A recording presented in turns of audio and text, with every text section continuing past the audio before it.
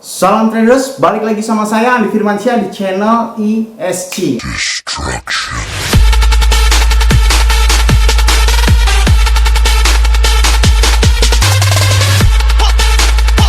Oke, sebelumnya selamat datang kembali bersama saya.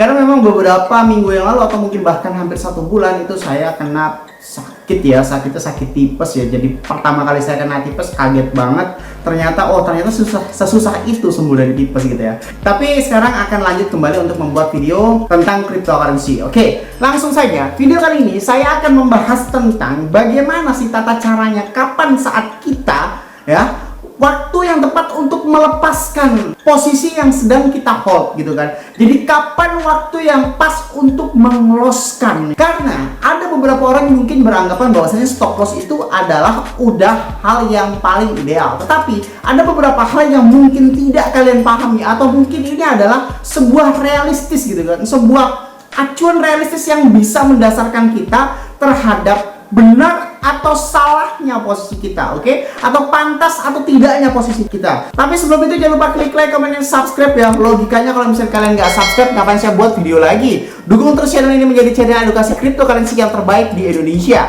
Nah, langsung saja. Kalau misalkan kita bicara tentang dunia trading ya, baik seperti Bitchart, Bingbond seperti ini, ataupun Let Me Trade dan lain sebagainya, kita pasti akan mengacu kepada satu titik. Akankah posisi kita ini benar atau salah gak sih guys gitu. Misalkan seperti ini, saya di Bitchart ini sedang mengopen posisi $1000 dengan menggunakan leverage 6 kali lipat, dan sekarang ini sedang loss sekitar 2,91%. Dan di sini juga saya ini tadi kepencet $5 gitu kan dengan sekian. Nah, kalau memang berdasarkan apa yang sedang kita pelajari selama ini, itu kan ada yang dinamakan stop loss. Tetapi ada hal yang mungkin lebih tepat untuk menghindari loss yang lebih jauh. Ketika kita bicara tentang stop loss, kita akan mengacu kepada, oh bagaimana misalkan mengatur SL ratio ini sampai 80%, berarti modal gue hilang sampai 80%, atau mungkin bahkan 90% seperti ini. Nah, tetapi sadarnya kalian bahwasanya ada cara yang lebih baik untuk mawas diri bahwasanya kita ini sekarang sudah benar-benar salah dalam mengambil open posisi gitu kan. Bahwasanya kita harus sadar bahwasanya sekarang detik ini kita itu salah. Jadi mau atau tidak mau kita harus mengorbankan beberapa dolar kita untuk mengurangi atau untuk menghindari loss yang lebih mendalam lagi, yaitu dengan cara membandingkan dengan cara rumus 1:7. Oke? Apa itu rumus 1:7? Ketika kita sedang mengopen posisi ya, misalkan seperti ini, saya menggunakan time frame ini satu jam gitu kan. Entah kalian memakai Bollinger Band atau MACD atau Fibonacci dan lain sebagainya, itu terserah kalian gitu kan. Terserah kalian mau pakai time frame berapa aja, mau 1 menit. Di sini kan ada pilihannya, ada 1 menit, 5 menit, 15 menit, 30 menit. Di sini ada pilihannya 1 jam, 2 jam hingga 12 jam. Ataupun di sini ada pilihan, ada hari ya, ada W itu adalah minggu, ada bulan dan lain sebagainya. Nah, ketika kita berbicara tentang misalkan kita memakai time frame 1 jam. Time frame 1 jam di sini ya. Time frame 1 jam di sini ini berarti misalkan sekarang ini saya open posisi pada saat jam 8.55. Dan jam 9 ya, kita anggap aja semuanya adalah jam 9. Walaupun kita sudah memakai analisis apapun itu ya kan, yang namanya analisis itu memang sebagian kecil dari bentuk ketidakpastian gitu aja ya. Jadi kita harus memaklumi bahwasanya segala macam analisis itu sebenarnya bisa digagalkan oleh ganasnya pasar yang ada di dalam dunia cryptocurrency. Nah, bagaimana tata cara kita untuk menghindari hal tersebut gitu kan? Kita bisa melakukan rumus 1:7. Rumus 1:7 adalah 1 adalah time frame yang kita pilih, 7 adalah perkalian realistis yang harusnya kita pahami pada saat kita melepas posisi tersebut. Sebenarnya ini bukan tentang posisi benar atau salahnya, atau posisi sedang loss ataupun profit, tetapi ini menyangkut segalanya. Walaupun kita misalkan kalian mengoper posisi menggunakan leverage 1 jam ya, menggunakan leverage 1 jam, berarti kalau misalkan rumus 1:7 adalah 1 jam dikali 7 alias 7 jam. Kita mengopen posisi di jam kurang lebih jam 9. Berarti pada saat realistisnya kita buka lagi sekitar 5 atau sampai 7 jam selanjutnya. 9 tambah 7 kurang lebih adalah 16 atau jam 4. Berarti kita buka lagi jam 4. Nah, ini adalah semacam kayak pengingat melebihi stop loss. Stop loss perlu dipasang apa enggak Bang? Perlu.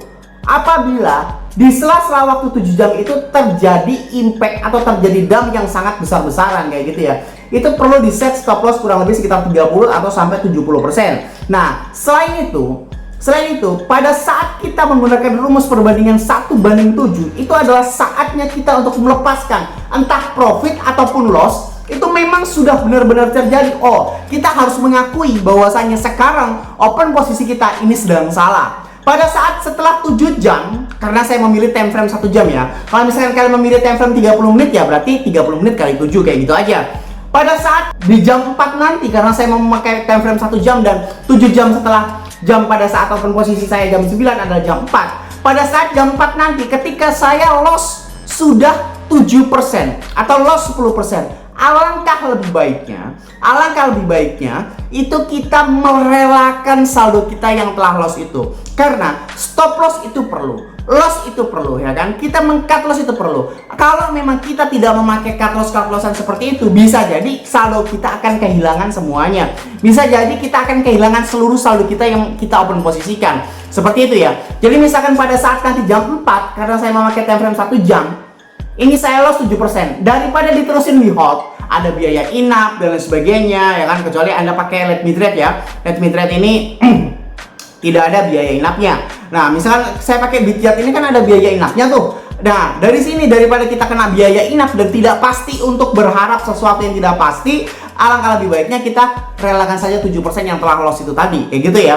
Jadi, kalaupun loss silahkan langsung cut loss. Kalaupun profit ya udah silahkan take profit ya kan. Harus realistis gitu kan. Harus realistis. Ketika kalian mengaku bahwasanya kalian adalah trader intraday, berarti kalian setiap hari setidak-tidaknya itu adalah alat tolak ukur untuk mengukur bagaimana tata cara kita bermain menggunakan time frame. Misalkan kalian adalah seorang trader yang ingin setiap saat profit, ya udah silakan pakai time frame 1 menit. Tapi ingat ya, semakin kecil time frame tersebut maka semakin susah pula untuk kita menganalisisnya. Karena pergerakannya yang cukup fluktuatif, yang tidak terarah ya kan, tidak terarah dan tidak tertata sebagaimana mestinya.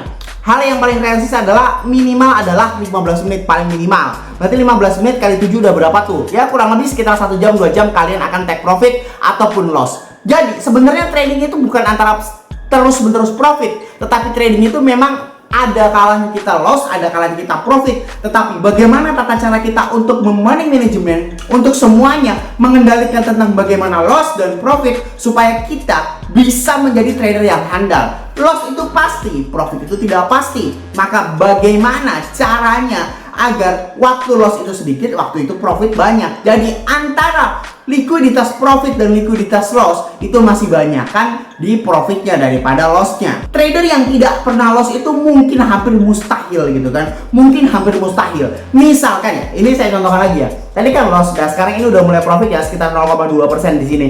Nah, tetapi karena belum jamnya ya udah saya biarin aja dulu. Jadi ini adalah jawaban bagaimana cara kita menentukan stop loss dan take profit, Bang. Ya udah, kalikan rumus 1:7 ya kan. 1:7 adalah angka realistis yang bisa kita pahami, supaya kita bisa menentukan kapan kita men-stop loss atau kapan kita menggunakan take profit kayak gitu ya. Lalu yang terakhir adalah banyak yang bertanya, Bang, Abang sekarang main di market mana gitu kan. Sebelumnya semoga bermanfaat info yang tadi saya bicarakan ya, atau info yang tadi saya berikan, semoga bermanfaat dan bisa kalian praktekkan.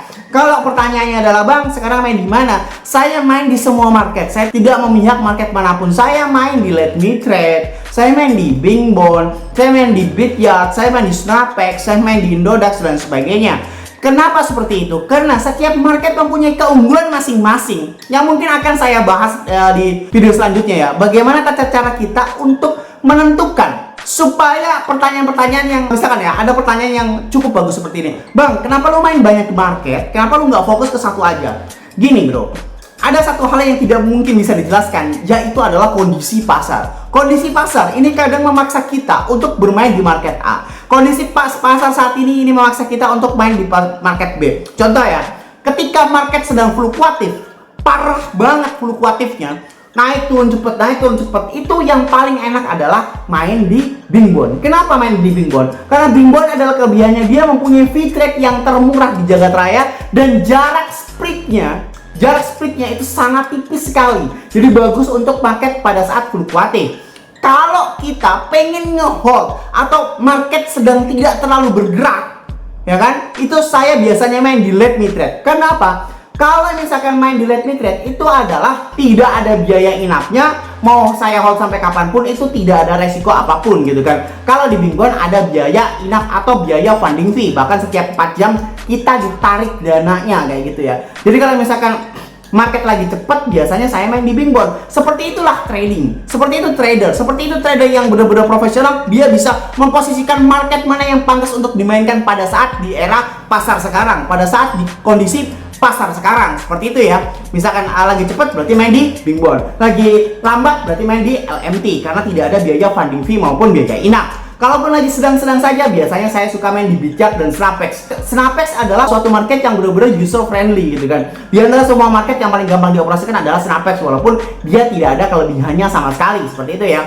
Tapi kalau misalkan di Bitget, kenapa saya main di Bitget? Yang pertama, ini adalah market di tengah-tengah kayak gitu. Dan yang kedua, asal kalian tahu, Bitget setiap hari Jumat itu tidak ada biaya trading. Jadi kalau misalkan kalian bermain di mengeluhkan biaya trading pada saat hari Jumat, itu kalian bisa trading dengan tenang seperti itu, tanpa ada biayanya apapun. Semoga bermanfaat video yang kali ini saya sampaikan. Jangan lupa klik like, comment, dan subscribe ya. Logikanya kalau misalkan kalian nggak subscribe, ngapain saya buat video lagi? Dan share ke teman kalian, bagikan ke teman kalian agar teman kalian tahu apa yang kalian tahu supaya tidak tersesat di dalam dunia cryptocurrency. Oke, saya Andi Firmansyah. Apabila ada pertanyaan silahkan komentar di bawah. Salam traders.